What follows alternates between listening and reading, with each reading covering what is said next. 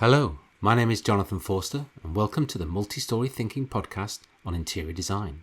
I'm an interior designer and educator. My job is to improve quality of life and productivity by helping people to create beautiful and practical spaces to live and work in. The Multi-Story Thinking podcast takes an educational slant to the interior design world. If, like me, you are curious about how things are done within the industry, how people get their breaks, and how they develop their careers, and get some top tips and advice, then this is a podcast for you. So sit back, relax, as we help unravel the mysteries of interior design.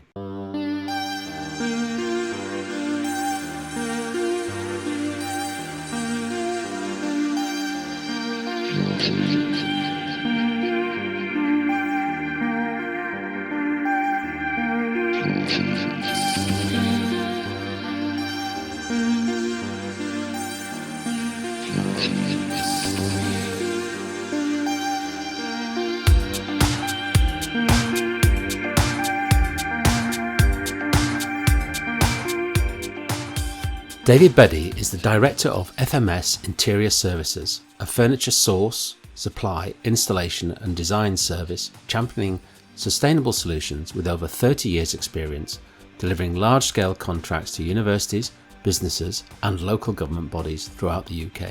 David has developed an approach that focuses on sustainability, long-term client relationships and evolving market trends.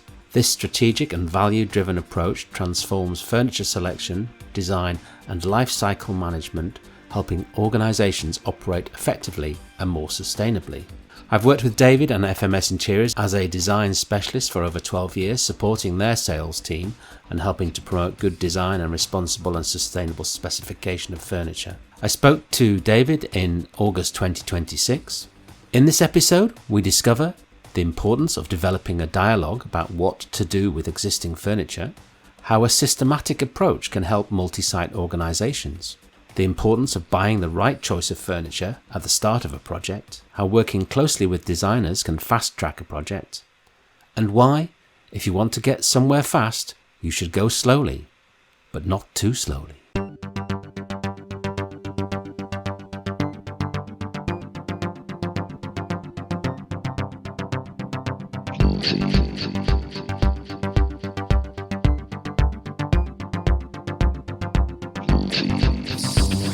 David, thank you for joining me on the Multi-Story Thinking podcast. And, when I'm fishing around for potential guests, I'm always thinking, who do I know that I could interview?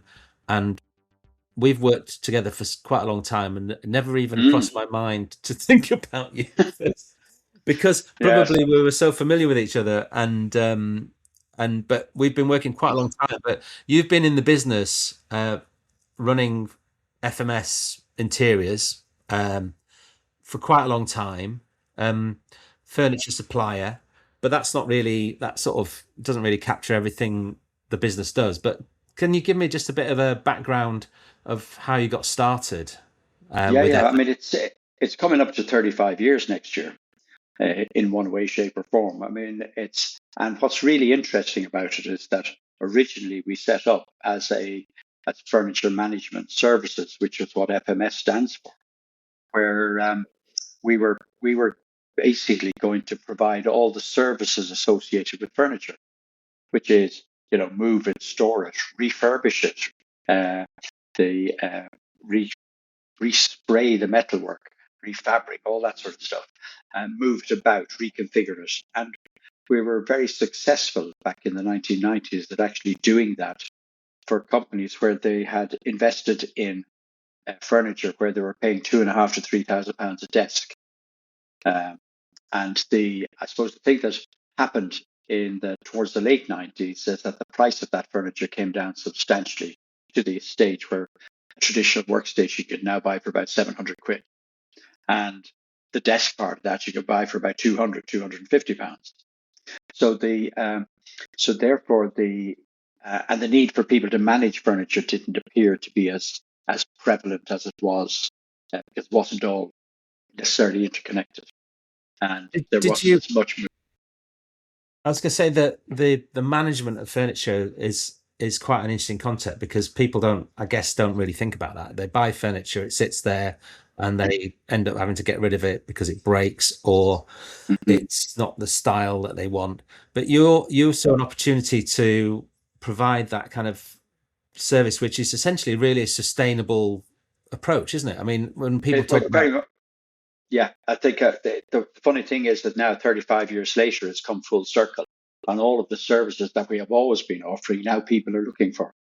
It was very much a sustainable approach. And we were very successful at the time in supporting what was then an office dealer network in supplying them, let's say, 50 or 100 or 200 refurbished workstations at the time that they were probably trying to sell a client another 500 new, so that they made the costs of the deal work for the client and therefore retained the client.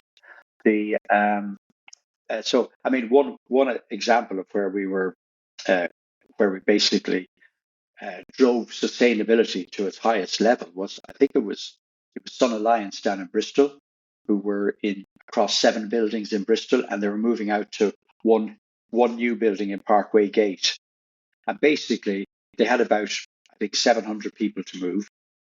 And we devised a scheme whereby they bought 70 new workstations, and they moved 70 people out to Parkway Gate. And as soon as they'd left their desks, we moved in, dismantled all the furniture, took it back to Warrington, resprayed the metalwork, and put it all back together again, and then delivered a 70 down to, sort of 2 weeks later, down to Parkway Gate. Then they moved another 70 people across, and they moved another 70 people across, and then we did the same process again. And we did that until all 700 people were moved. And so it's really responsive and yeah, they reused the furniture that they had, even though they didn't know it. There's minimal ejection of new carbon footprint into their buildings, and essentially, and they paid probably less than 50% what they would have paid to furnish the building with new furniture. So was that a radical kind of approach in that era of the recycling approach, reuse? I think our approach has always felt a little bit radical. In those days, we used to draw an experience curve for furniture, and we used to draw that experience curve graph and show the furniture as having 4 different lives. And the first life was when it was brand new in the let's say in a bank or insurance company or whatever, or a tech business. The second life was when we had take it out, but it was good enough to put back in to somebody else. The third life was when it came out of that person and it got refurbished. And the fourth life was when it was really on its knees. But that was possibly after 20 years. And that's when we would have broken it down, sent the metal off to metal workers, sent the melamine, the MDF back to be broken down and used for to create more wood chip effectively. And it was, yes, we were doing it without, we were doing it under the guise of managing people's cost and their cost of managing furniture, which was often at least as much as the cost of buying it. But in reality, we were creating a sustainable process. Now, almost 35 years ago. So that's amazing sort of thing. And the what was the rationale behind that? Was that a niche in the market that you spotted, or were you really into sustainability? I think it came out of the fact that Steelcase, who were the biggest furniture company in the world, had developed a program, a consultancy program, which looked to highlight the costs of managing furniture. Funny thing that happened, I think it was back in around 1992, that Federal Express decided to close down 4 buildings in the UK. A company in America came over to the UK to buy the furniture. And they bought the furniture and realized that Steelcase furniture in the UK was different to Steelcase furniture in America. And so therefore they tried to sell it within the UK where there was no market. But before they went away, before they left, they fell across us and we bought the furniture off them. And out of that, we created a model similar to what they had in America, whereby we would buy tranches of furniture that was good quality, already used once, and refurbish it and resell it back into the marketplace, usually via the dealer network that existed at that time. And it was very, very effective. And the at a time when a lot of companies were looking to keep their costs as low as possible, as they always are. Nothing has changed in that aspect. It almost seems a little bit weird that what people paid £3,000 for in 1990, they'll now pay £300 for it and still resent it. They still don't want to pay the money for it. Yeah, exactly.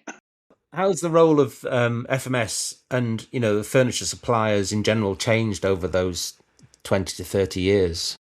Yeah, I mean, it was fairly. I think a lot more has changed since 2008, because up to that point, everybody tended to work very much within a dealer network. Furniture companies tried to sell into a dealer network, and the dealers more or less kind of they didn't hold the power as such, because but they would drive the sale process, and they would add on the services like design and installation and delivery and all that sort of stuff. But the furniture business in the UK is very fractured, in the sense that there are hundreds of companies that make furniture, either from very small specialist companies with one or two people, right up to people the likes of Senator, where they're employing a few hundred people and turning over a couple of hundred million.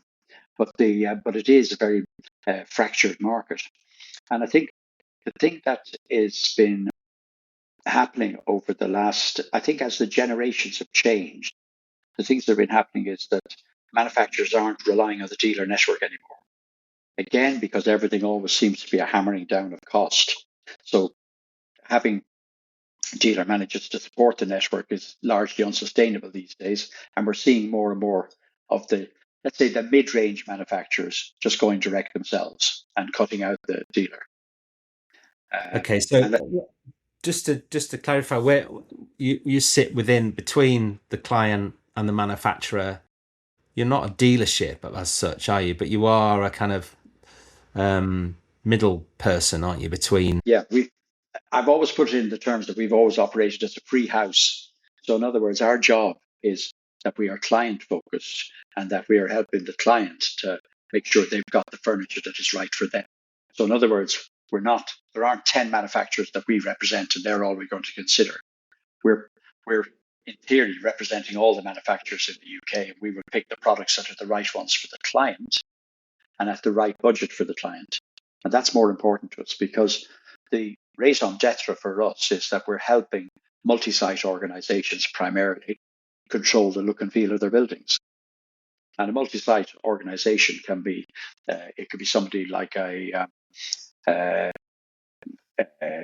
could be a university that's got 20 buildings on site. It could be a student accommodation company that has got 60 or 100 buildings that they have to manage. It could be somebody, an office like the Met Office, for instance, which has got a huge number of small outlying locations and some mid-sized locations around the UK that they have to support. So we're all the time looking at the client and trying to help them with the furniture that is most appropriate for them, and help them to manage that process. And more recently, helping them to manage the carbon footprint within their organization, so that they've got real opportunities to drive their business towards net zero, which is probably a panacea. But it would be very remiss of us if we weren't trying to help them to do that.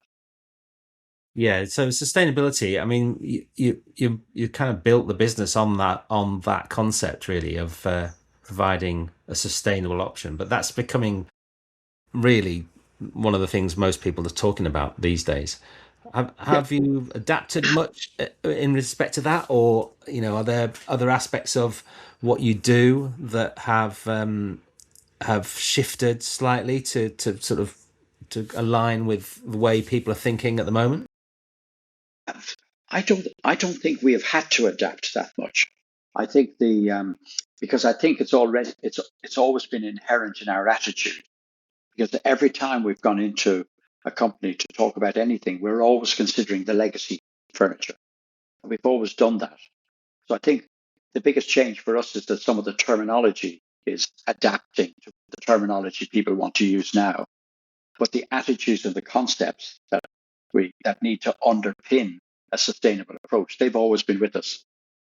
But the interesting bit in reality is the fact that people talk a lot about sustainability, but then ultimately 90% of the time it still comes down to price. And it's very interesting. I had a company a couple of years ago now that where they were looking to change over their chairs. And I was very excited because one of the chairs I introduced to them was a chair that was net positive for the environment. And out of the 9 or 10 chairs that they looked at, it was the only one that they dismissed immediately. And I actually thought that they would get as excited as me about the concept, but they didn't. Okay, so people they like the idea, but they're not prepared to pay for it. Was it more expensive then, or? No, not particularly. No, I think that the value would, in comparison to what was ultimately chosen, would have worked out. But it's just interesting, I suppose, in the sense that people would still like what they like, and in some respects, are we waiting for all the traditional companies to change to where they can all tick that net positive box? Right. Yes. So in other words, if I'm driving a BMW, yeah, I know this other car might be more environmentally friendly, but I couldn't wait to BMW catch up. There's almost a sense of that at the moment. It's fascinating the sort of perceptions of your clients. When can you give me a bit more of sort of an insight into how you actually engage with clients and the different ways in which you build those relationships? I suppose the essence with what we're doing is still an awful lot of our business comes via tender, where you don't really have that much control of the client. But what you do find with tenders that they are very much geared towards recognizing sustainable approaches and stuff like that, and the environmentally friendly approach, everything it's all in there. It's then. What we like to do is we like to get involved with the client at several different levels. And if we look at a multi-site organization, we would argue at any point in time that, let's say a client has got 70 buildings, they're probably in a process of refurbishing 5 to 10 of those every year. They're possibly selling off some of the buildings and buying new ones. So they've got new builds happening. And then they've got churn that is happening all the time within the rest of the building. And what we're trying to do is continually recognize and help them with that churn, for instance. So if you're going to close a building down, let's have a look at what's inside that building first. And can we actually go in and rescue a load of the product and decide what to do with it? Well, is that end of life, in which case let's break it down in a sustainable fashion? Is it refurbishable, in which case let's take it back now, refurbish it, and then next year let's push it back into the estate, refurbished and at a much lower cost. And some of the furniture it's perfect. Let's take it out and let's just move it elsewhere in the estate now. Now, it sounds very simple when I say it, but it's a much more complicated process, and there's quite a lot of logistics involved, and that's where the cost comes into it. And therefore, you might look at it ultimately. Some people will look at it and say, "Do you know what? By the time I've done all that, I might as well buy new." But if you do that, you're potentially risking the opportunity to manage that product, for it to be not managed, and to actually head off in various different directions. And one of the direction that is not properly set up is one where there are outlets to push the furniture out to. So in other words, the client will come and say, "Well, tell you what, you take it all, and why don't you sell it?" Yeah, well, I'm sorry, but I haven't got anybody else who will buy that furniture yet. So then you're left in a loop of, do I have to get a warehouse to store it? So the whole thing works properly as a concept if the client is prepared to recognize the movement of the carbon footprint around their own portfolio of buildings. That's what's exciting about working with multi-site organizations. And effectively, I suppose if you go back 30 years ago, those organizations would have teams of people who probably looked at doing that. In fact, we used to do it for one of our clients, take down 70 workstations in Aberdeen and move them to Bracknell, that sort of thing. But effectively, we are a variable overhead for these companies because they don't have to employ us and pay our salaries, but we will do work on their behalf to allow the movement of their furniture to be a well-oiled machine. So you're talking about an organization that's got the capacity to move stuff around, enough change within the business dynamics of the people that are working there that requires change, Yeah, and a consciousness of the benefits, I suppose, of retaining some of that stuff rather than just getting rid of it, yeah, yes. And Jonathan, inherent in that as well, it's actually encouraging the client to buy the right product at the beginning. Yeah. Again, there's a lot of an example that we always use with people is when they come to visit us, we show them two chairs. One of them has come from somebody who's just imported it from the Far East, and the other is one that we imported from the Far East.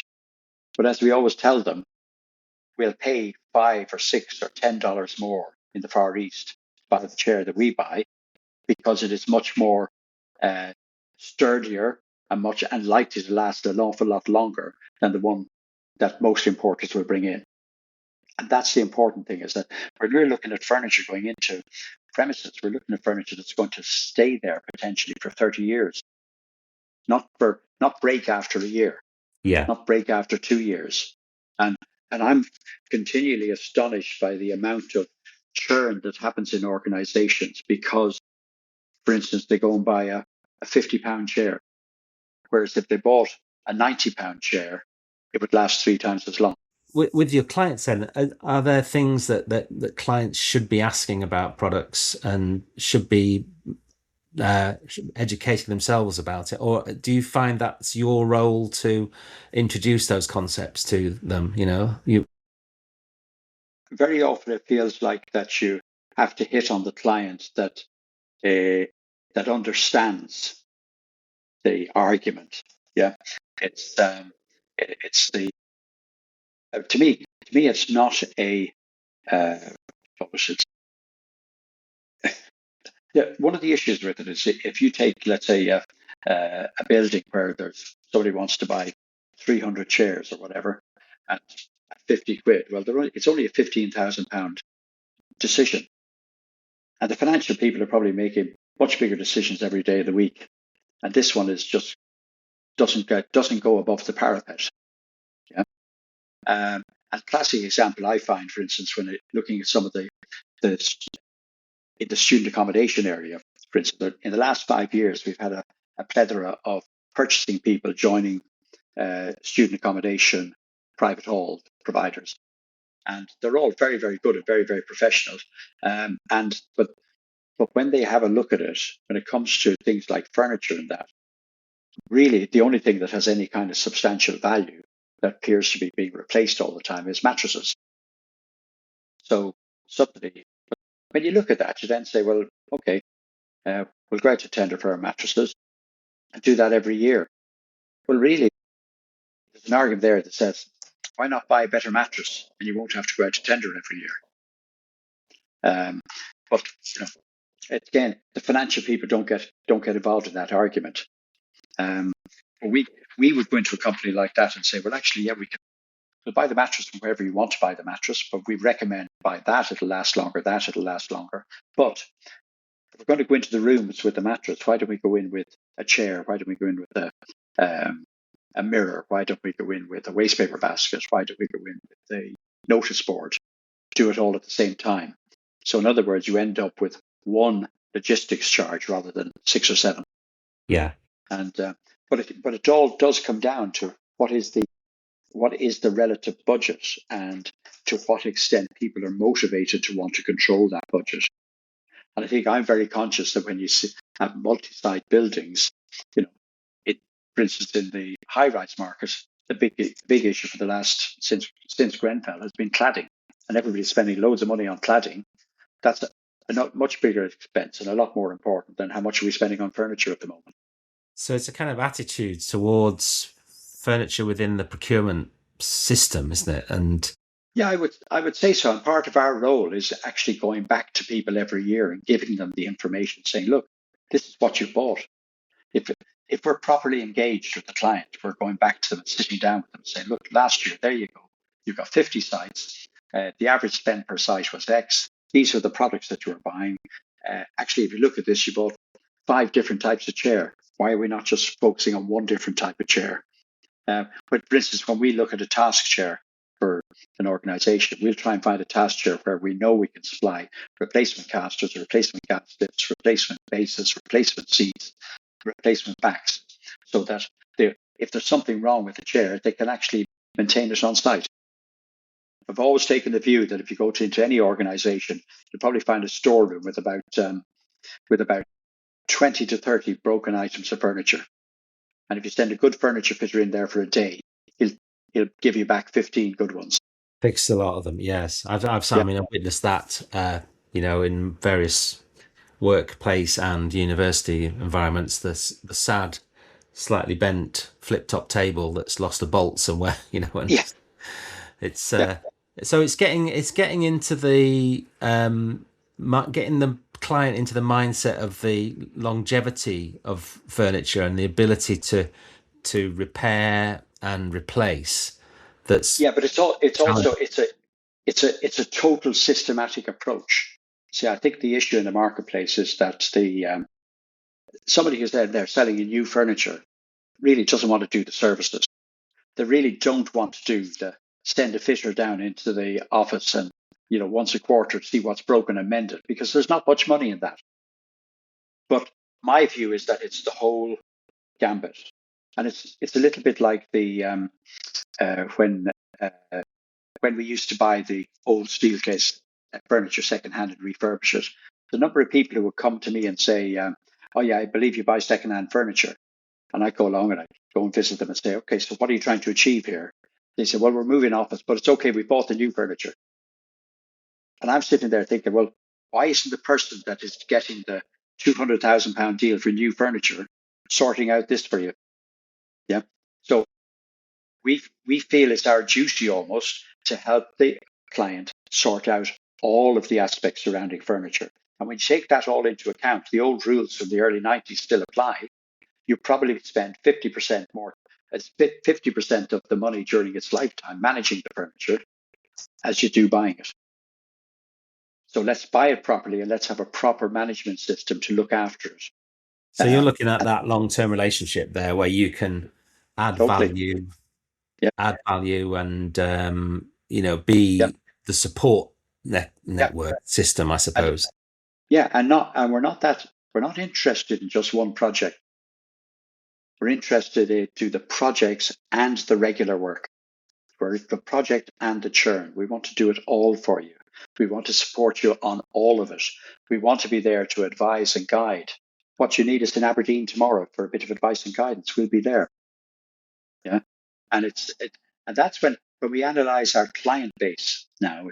It's lovely because it's made up of. I think last year when I looked at our turnover, the amount of business we did with people, I went down to under £10,000 turnover before I found a client that wasn't multi-site. Now, multi-site can be a council that has got a whole load of social housing dwellings and a whole load of their own offices. Multi-site can be a university that has got 3, 4, 5, 20 buildings on site. Multi-site can be a student accommodation private halls where they've got something in 22 cities. Multi-site can be a big tech company that's got offices in 10 or 12 different cities. So multi-site could be a council where you're delivering into their warehouse because they're going to deliver it to multiple sites. Yeah. It could be a contractor that's working on 6 different projects at the same time in different areas of the country. They all qualify as multi-site, and we're there to help them with all aspects of the management of the process as well as the provision. Yeah, and within all of that, Jonathan, as you'll appreciate, inherent in all of that is making sure as well that they're buying it at the right value and the appropriate value for what the project is. And again, here's where I would argue, for instance, that if you're designing products to go into a hotel that's charging 400 quid a night for a room, that's different. That is different proposition than if you're buying furniture to go into a student accommodation site where they're charging 30 quid a room per night. You put the hotel furniture in there and arguably it doesn't work.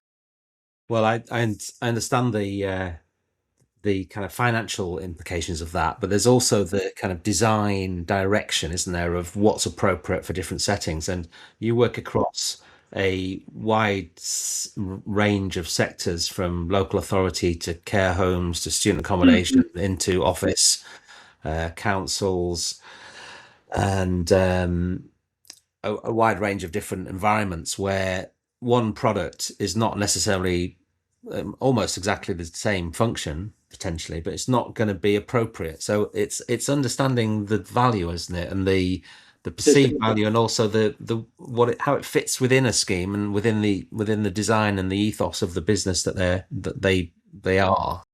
Clients don't seem to have that kind of understanding. So you mentioned you've done a lot of tenders where products are coming through that they've been specified. Now I know from working with you over the years that you are able to just price up a list, aren't you? You can do that, but you also are quite keen to sort of suggest alternatives, and also working quite closely with interior designers and architects. That's one of the things that you're really sort of strong with about, yeah, and I think that's one of the things that's changed over the last 30 years is that the designers used to be employed by furniture dealers, um, and they weren't necessarily interior designers, but in the last certainly in the last 10 to 15 years, I think the designers have become more independent, and and they're tending to, again, it's almost like design has been outsourced. And there, there's some fantastic designers in the UK, some wonderful people that do some fantastic schemes, and I'm continually uh, humbled when I see the results of some of the schemes that we've worked on, where we're there looking at the spreadsheet and looking at the furniture that we're supplying. And when we see the finished result the designer has created, it's absolutely stunning. And I always feel very humble. And but the thing that we do, and what people have said to us, is that they like the way in which we interface between the designer and let's say a contractor, so that we can manage the process so that the the contractor and the end client are getting a value proposition that works for them without losing any of the attributes that the designer has brought to the table. And a lot of time we interface with the designer themselves because it's their design and we don't want to screw it up for them. And what really works from our point of view, when we can interface with the designer at the front end before they give their finished proposal to the client, because we're able to reduce the number of iterations that go from the designer to the contractor to the client, or from the designer to the client, because we're able to advise the designer that actually, why use that fabric? Why not try this one? This has the right attributes. Actually, uh, the foam that you're specifying for that chair, it hasn't got the right fire rating. So why don't we do this instead? Or have you considered this? Look at this look and feel. And it works very, very well because the ultimately the designer will know what works for them. Our job is to help guide them so to what is a workable proposition for their client, reduce the amount of time that it gets to the stage where away we go. And what we find is where we're working at the front end with the design, the time between the initial design and the approval is crunched down with concertinas. Yeah. And therefore the time uh, from the initial stage of the design to delivery of the end product is also concertinaed as well. And that's the bit that takes up an awful lot of time with the between the client, the designer, the contractor, the builder, whoever it is. Yeah. And our mission is to try and make that more efficient, while at the same time value engineering it without losing any of the design attributes that make it a wonderful solution in the end. Yeah. So we're not compromising the integrity of the design. Oh, absolutely not. Can't do Yeah. that. That would be counterproductive. Yeah. Yeah. But but I will be opinionated about things. I mean, I've been to a wonderful site probably 10 years ago now, and I remember seeing these sofas there, which absolutely looked fantastic. But I knew those sofas were £3,000 each, and I subsequently saw them in the same client's head office, and they're absolutely fantastic. But the problem is that when they break, the budget to replace them is £300. for £500, not 3,000, and they will break. But more importantly, when I looked at those sofas, what I found was nobody ever sat on them because they were too low. Uh-huh. Literally, I never saw anybody sitting on those sofas. Yeah. And there must have been £40,000 worth of sofas there. Maybe it was the right thing to do. I don't know. But that's the one where we point out, well, those sofas are a bit low. Do you really want those? Blah, blah, blah, etc. I think there's a thing about, the relationship between designers and suppliers where, as a designer, you never really know enough about what's out there, what the options are. Yeah. And what You can't. what I've noticed from the way in which you operate is that, you've got this wide range of suppliers from across the UK and Europe and further afield.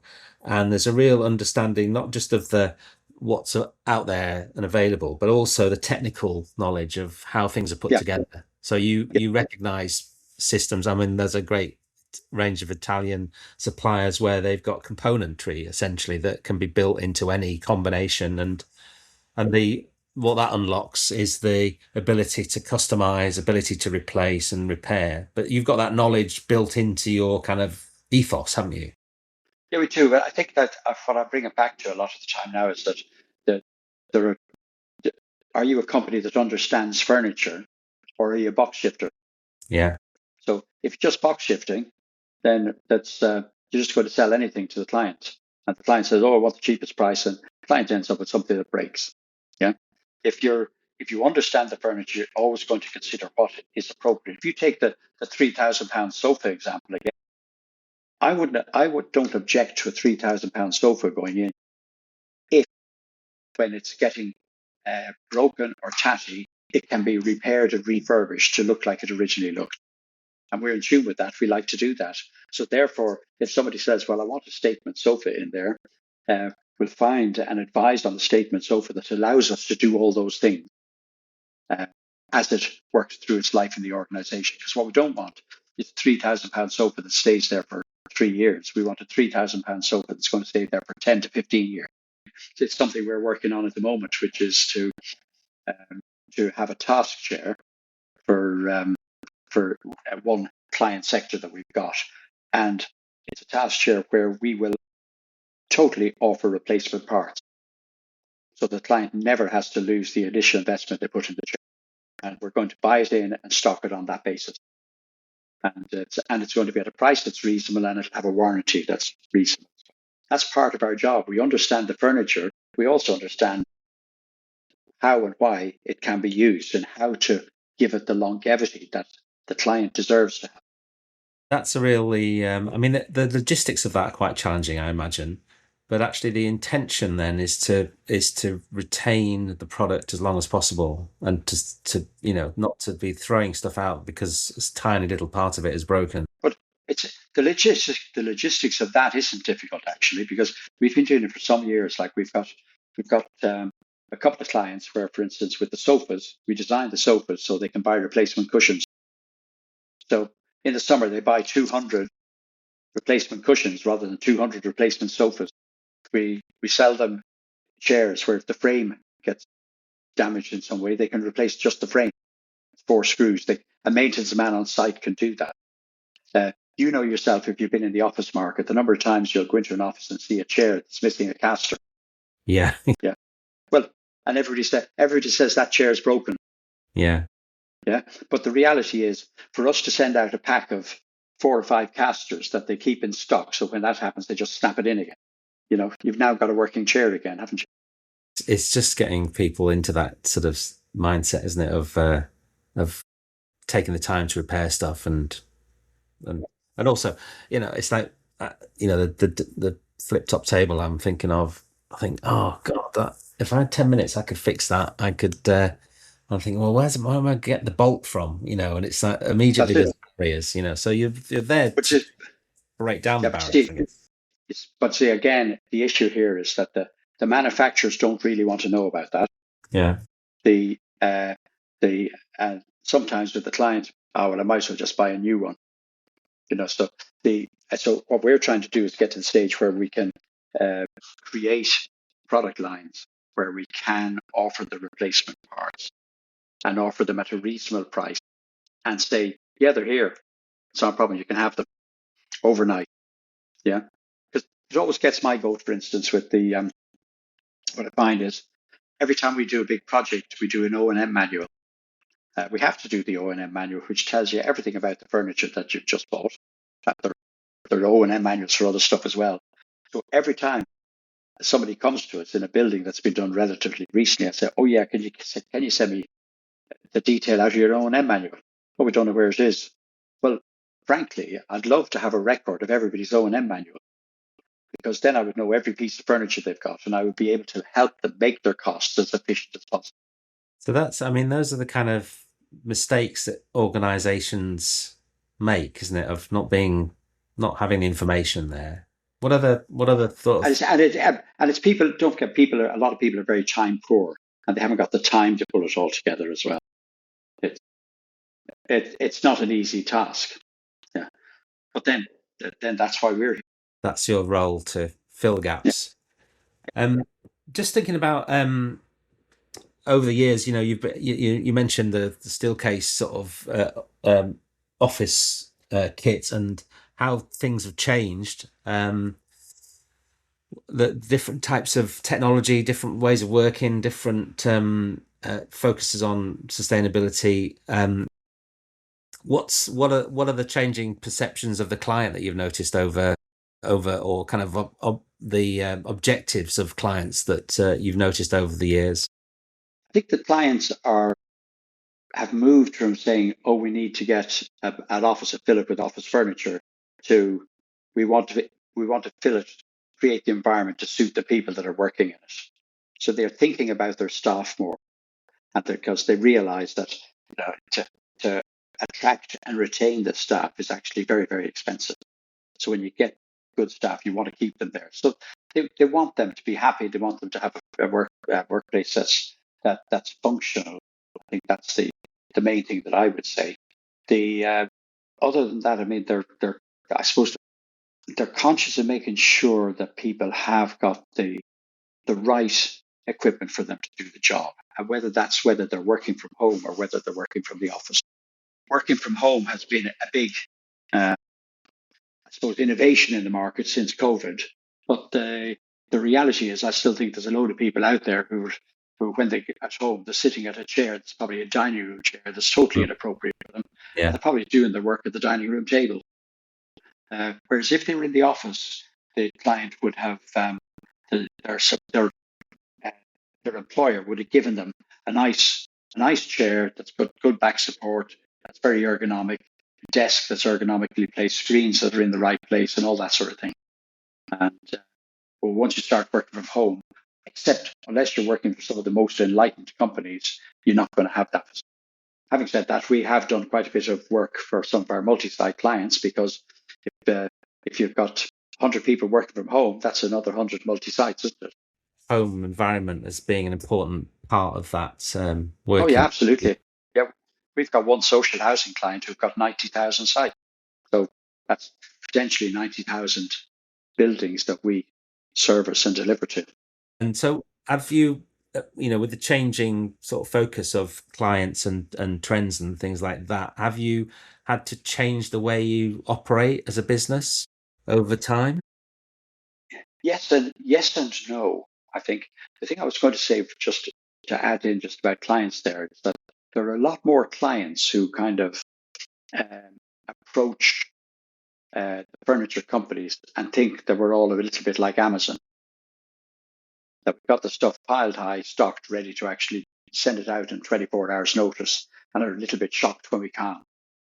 But I think what people have to remember there is that actually we are gearing up to respond to a client's needs, as opposed to we're not going out buying shed loads of product from the Far East just to stack it in a warehouse so we can deliver it in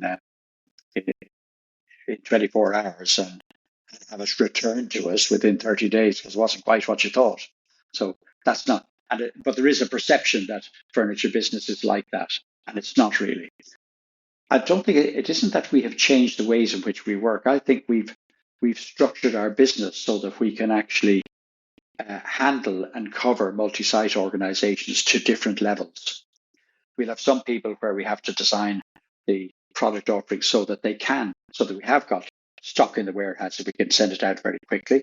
We have some companies where we look at historically what they've been doing every year so that we can actually gear up to manage their requirements as they come in. I think the real thing for us is that the big change is trying to engage with the company at a relatively senior level to agree the principles of how it should function. And that's quite a big, and it's historically that's not something that people in the furniture industry have been totally comfortable in actually approaching the client and getting them to try and buy into a different way of doing things. Yeah, and approaching them at the right level. It's because essentially it's most of the clients that we've got that are truly multi-site and truly engaged in their thinking about it. We are talking to them at 4 or 5 different levels, all of which are relevant. Sometimes it's purchasing director, sometimes it's finance director, sometimes it's the person who's just running the site. It's trying to help people. So some companies will actually leave all the decision making to the various sites. Well, our job then is to actually let people at head office know what the sites are doing, so they can actually fine tune it. So it's a constant iterative process, but it's one of where if we have the right engagement, it's very difficult not to deliver a full service and product solution that could be constantly revisited and revised and all that sort of thing. That includes all the managing product out of the business as well as managing product around the business. And it's quite, to be honest, John, that's what makes the business interesting. That's the bit you enjoy. Yes, it's fabulous when you get, but the thing is, it's fabulous when you get that all ties in together. Yeah. And right, everybody from the designers to the operators to the contractors to the guys who are delivering the goods, when you've got that all rolled in together, everybody understands that big picture and how they're interfacing with that big picture. That's a fantastic feeling. So how often does that happen? As often as we can make it happen. Yes. I would say, well, see, again, there's a perception that this is massive business and all that sort of. But it's not necessarily massive business. But I would say we would look at clients and think, is this client a £50,000 a year client, or a £250,000 a year client, or a £500,000 a year client? We're looking at that all the time. It happens more with the bigger clients, with the ones that recognize how much they're spending each year. It happens less with the ones that are saying, well, I'm going to let everyone do it in a devolved fashion. But we will still keep pushing the client. We'll keep talking to the client. We'll keep engaging with them locally and keep engaging with them centrally. And sometimes that's to our detriment, but when it works, it's absolutely fantastic. So that's the same approach, really, isn't it? Of a real client-focused attitude.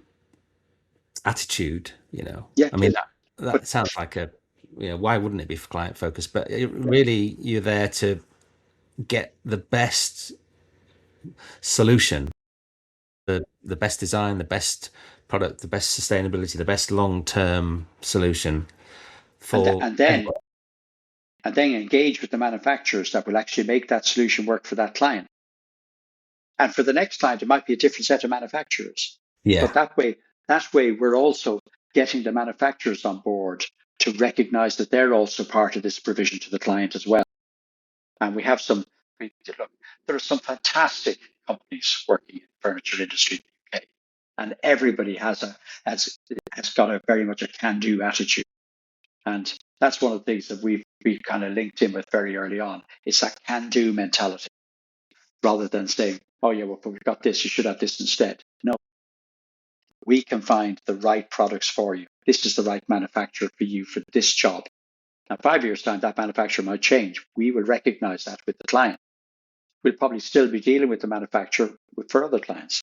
And it's just it's understanding the full picture and understanding how to pull that together, and then not resting on your laurels. Then saying, right, come on, we need to check it.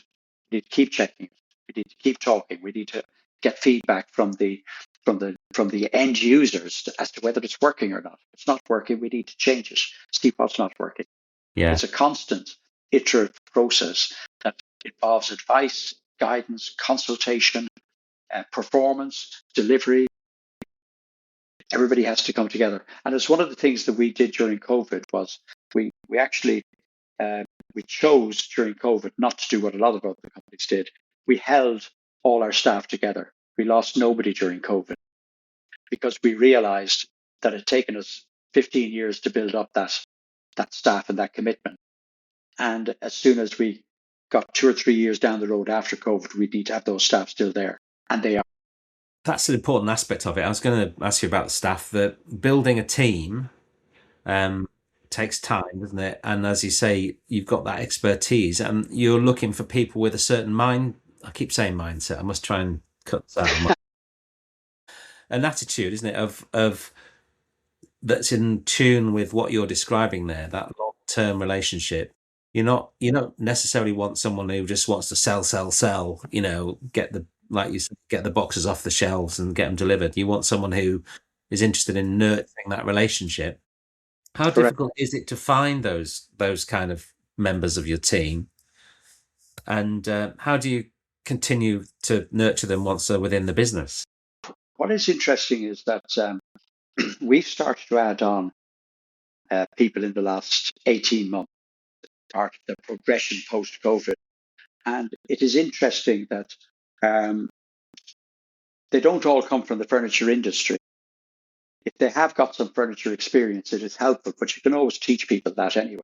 People that have come on board and that come on into our sales support unit or into our sales unit, they get they get the idea of this full service product provision to multi-site organizations, and they're gradually getting their brains around how they adapt their own personal sales style to that, because they can see that if you get it right, you can 3 or 4 clients and you can get your whole year's target from that. That's quite exciting for a salesperson, because otherwise they're saying, oh, what's the next project? Get out of my way, I want to do this one.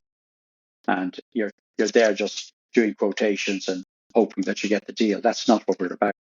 So looking ahead, I mean, what excites you about the future of the furniture industry and the role that you as a supplier can have within that? The thing about the furniture industry is probably that it always surprises you.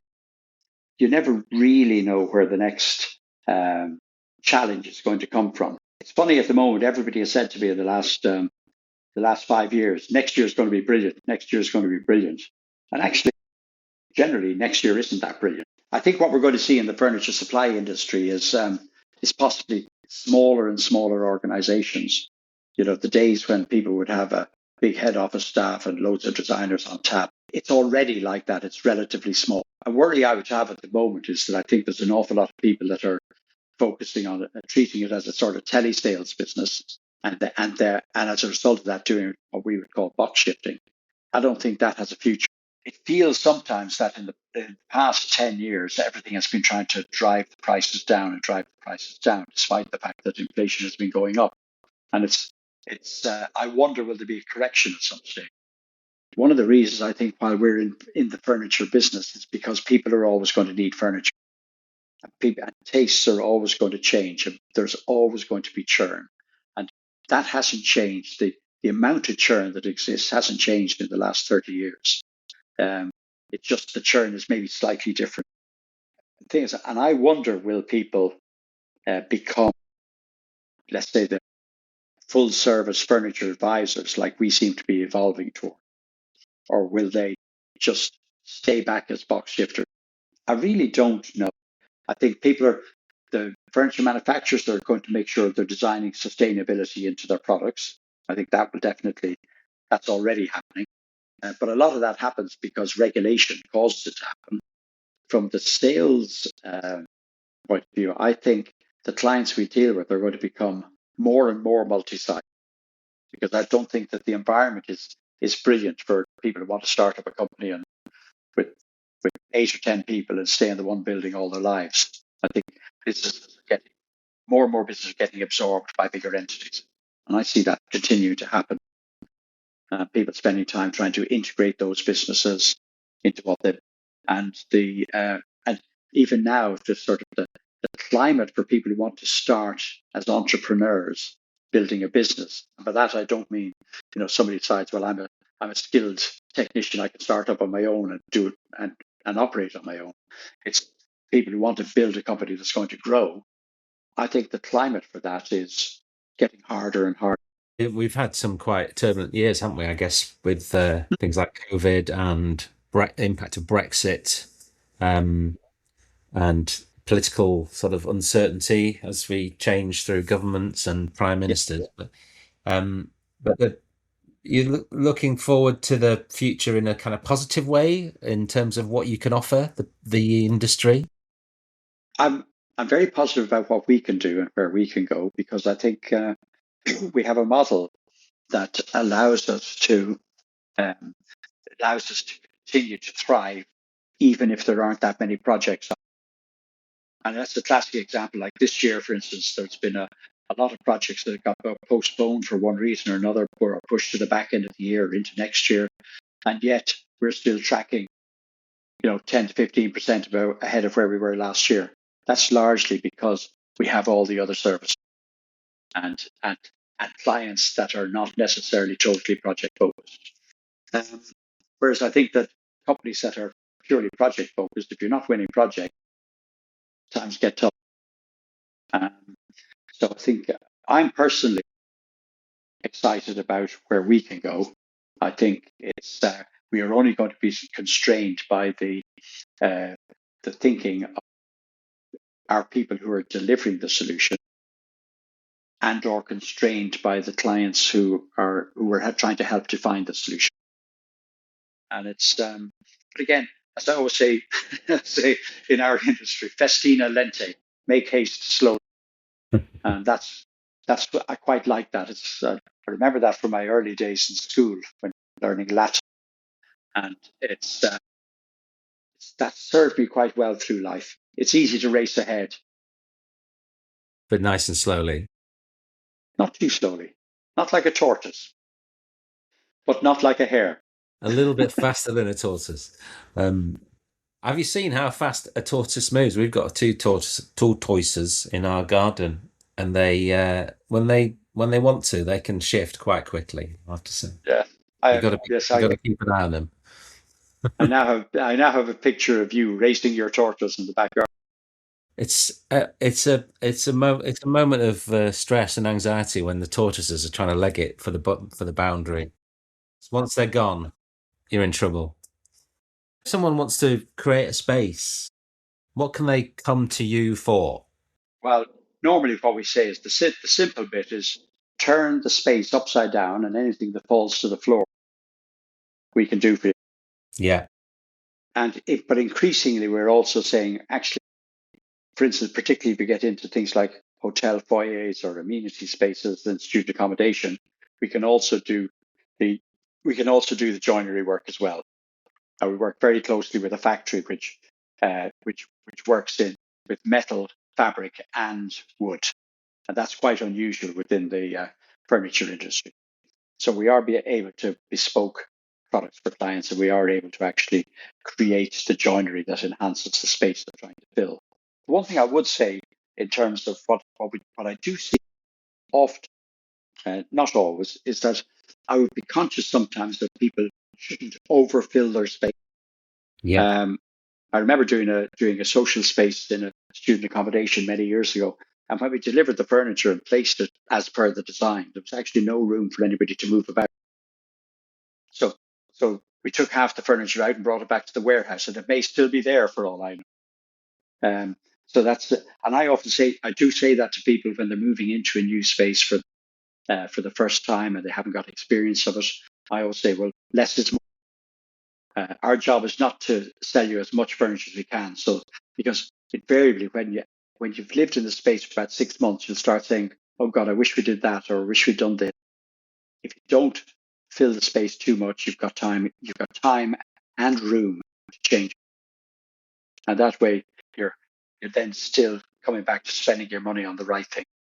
So I always say to people, and you know that because you and I have done it many times, is you go to a client and you say, well, look, here's the end picture that you wanted. How long do you want to take to get there?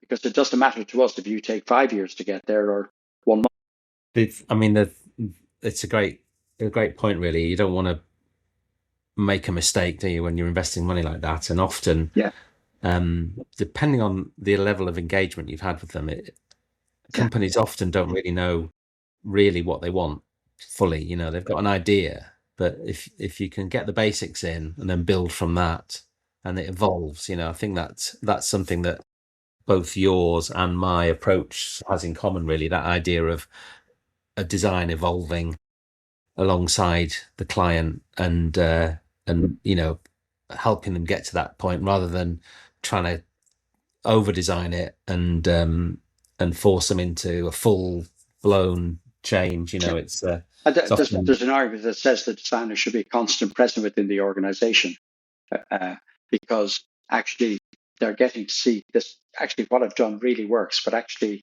now I wish I'd done that. And the designer is more likely to make other suggestions later on in the process. And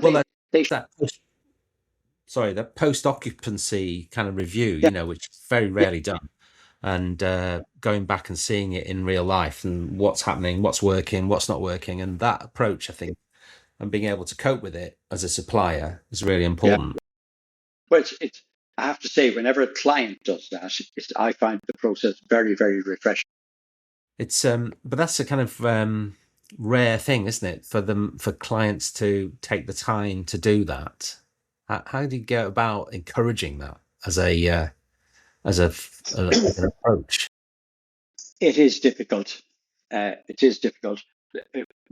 had one client that did it about 10 years ago. They brought all of the people who'd been involved in their projects around the country for the previous 12 months together to one city. And then they bussed us from building to building. And we went to see about 7 or 8 buildings. And we looked at what had been provided. Now, it was either the paint guy or for us it was furniture. But we could see what was working and what wasn't working. And if it wasn't working, we could come up with a plan to make it work. And really, I think with the advent, being there on site and going around to see those sites was what was the real eye opener for everybody, because you're engaging with people at all levels of both organizations, and you're engaging with other people that you've worked with to deliver the end result. Now, post-COVID, we've got to a situation where you might do a review with a client, but it's probably not on a site. It's probably over Zoom.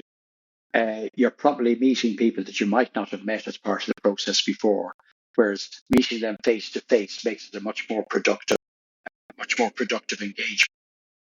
So I would be a great advocate in, you know, if you're going to meet up with your suppliers to talk about what's happening here, let's do it at a site. Let's do it where we can actually look at the practicalities of what might have been done or not done. Let's break down the barriers that we naturally have by virtue of just communicating over a link. There's no substitute for face-to-face contact with people. That's kind of basis of customer relationship, isn't it? And building. That was the big thing for our customer to do 10 years ago. But it was very, very productive. And not everybody has the time for it as well, because there is a sense in the world now, as soon as you've dotted the I's and crossed the T's on one project, off to the next. Well, that's the testing process, isn't it? And that's how you learn. You know, I think that long-term relationship is key to getting the best out of that. Yeah. And the danger is, though, Jonathan, that because when you're doing a new building or whatever, there's so many more trades where the spend is so much more. You know, if somebody's going to spend £20 million on the building, they might only be spending 500,000 on the furniture. The only argument I would have is that actually furniture is probably the most visible part of the end product. It's the bit that people engage with, isn't it? It's the bit that people It's the first impression. Yeah, it's what facilitates the activities or the functions, you know. So So therefore, actually, it deserves to have its place in the review process.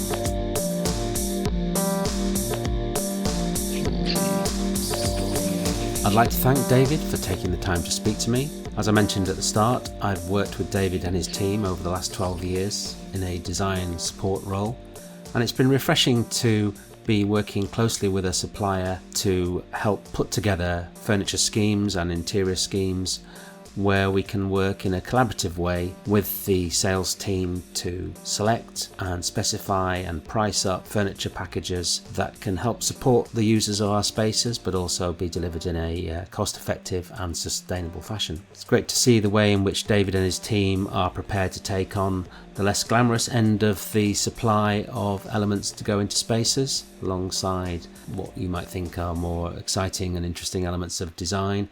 The focus on a full service and a lifetime approach to the relationship of them as a supplier and the furniture that they supply is really interesting and helps to create an environment where businesses can develop their goals and also have a supply team in the background supporting that direction. There's links in the notes if you want to get in touch with FMS Interiors and benefit from their experience, knowledge and expertise in building furniture packages, then get in touch. I'd like to thank Dave Clark from I Am The How for production support and invaluable advice in the setting up of this podcast, Kay Hansen for her planning support and co-hosting for these and our educational podcasts for the University of Plymouth, and Mark Frith for the music. I'd like to hear your feedback. You can get in touch via the website or on Instagram.